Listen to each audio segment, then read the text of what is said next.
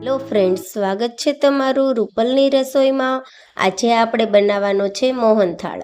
સાતમ આઠમ આવે અને કાઠિયાવાડી ઘરોમાં મોહનથાળ બનાવવાનું ચાલુ થઈ જાય। તો સૌપ્રથમ આપણે તેમના માટે રેસીપી ચાલુ કરીએ। 250 ગ્રામ જેટલો ચણાનો લોટ કરકરો લીધેલો છે, 200 ગ્રામ જેટલી ખાંડ લીધેલી છે અને 250 ગ્રામ જેટલું આપણે ઘી લેવાનું છે। સૌપ્રથમ આપણે ચણાના લોટને શેકી લેવાનો છે, જેનાથી આપણો ચણાનો લોટમાં જે થોડો ઘાર કરી ગયેલો હોય તે સરખો થઈ જાય। દાળ બનાવવામાં મેઇન ટિપ્સ તેનું ધાબુ દેવાની જ છે। તો તેમના માટે આપણે 1 વાટકી જેટલું ઘી લેવાનું છે। જે 250 ગ્રામ ઘી લીધેલું હતું એમાંથી જ 1 વાટકી આપણે ઘી લેવાનું છે અને 1 વાટકી જેટલું આપણે દૂધ લેવાનું છે। તેને સારી રીતે ગરમ કરીને આપણે જે ચણાનો લોટ શેકેલો હતો તેની અંદર એડ કરી દેવાનો છે અને સારી રીતે તેને મિક્સ કરી દેવાનું છે।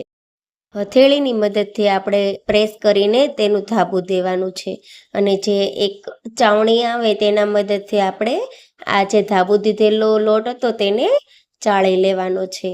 આ ચાવણીની મદદથી આપણે ચાળીશું તો આપણો મોહનથાળનો જે લોટ આપણે કરકરો રેડી કરેલો છે ધાબુ દીધેલો તે સરસ રીતે કણીદાર અને મસ્ત બનશે।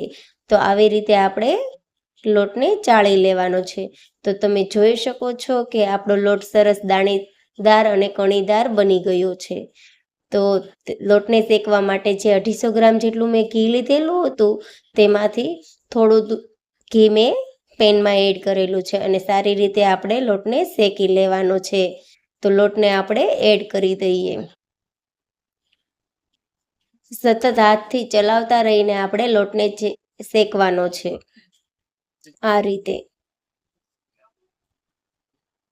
લોટ આપણો સારી રીતે શેકાયેલો હશે તો જ આપણો મોહનથાળ સરસ રીતે બનશે।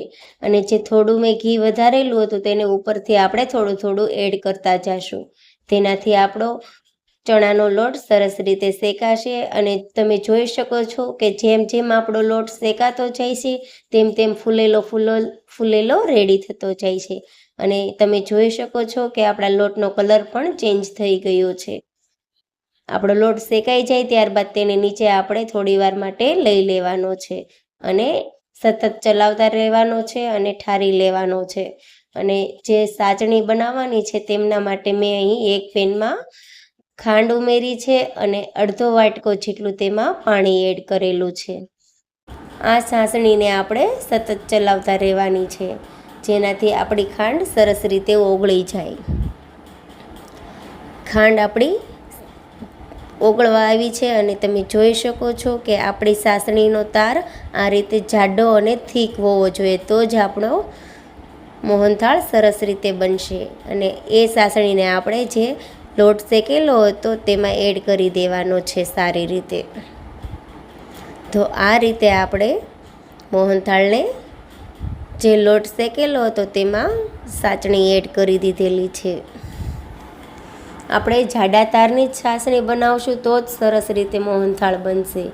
અને ત્યારબાદ જે ચોકીમાં અથવા તો થાળીમાં આપણે ઢાળવો હોય તેમાં આપણે ઘી લગાવીને જે મોહનથાળ રેડી થઈ ગયો છે તેને એડ કરી દેવાનો છે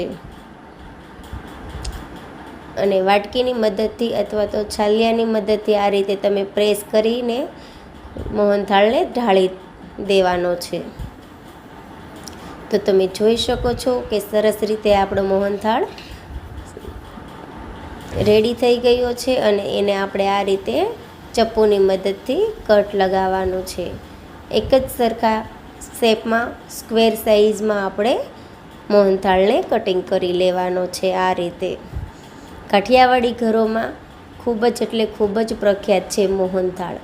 અને મોહનથાળ જે કંદોયા જે બનાવતા હોય તે સ્ટાઇલથી આજે મેં બનાવેલો છે।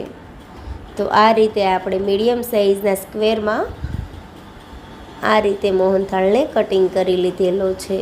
તો તમને મારી આ ટિપ્સ કેવી લાગી તે મને કોમેન્ટ બોક્સમાં જરૂરથી જણાવજો અને આ રીતે મોહનથાળ જરૂરથી એકવાર બનાવજો।